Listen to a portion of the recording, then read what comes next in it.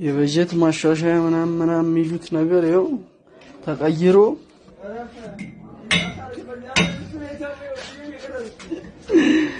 ጭራሽ የበጀት ማሻሻያ አንድ ቀን ሲያደርግ አቤቱ ጌታዬ የዩኒቨርሲቲ ተማሪ የቻለው ጉድ እንዴ!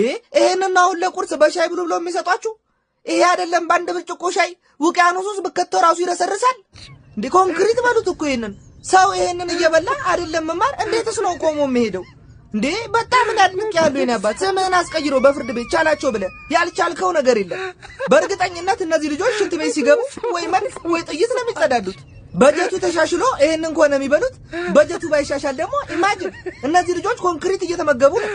ያው እንግዲህ ችግር ሆኖ መፍትሄ የሌለው ነገር የለም። ችግርን ወደ መፍትሄ ቀይሮ ይናባት ሮጥ ሮጥ ብለህ በየዳቤት ወስደህ ማሩን አስበስተህ በሶ ሼክ ታረግበታል። አው ምን ታረጋለህ? መቼስ ይሄ አይበላ።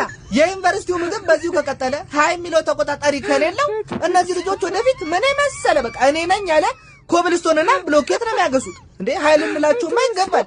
ለማንኛውም እንደተለመደው ይሄን ቪዲዮ በደንብ ኮፒ ሊንክ ሪፖስት ማድረግ እንዳይረሳ። ይመቻችሁ።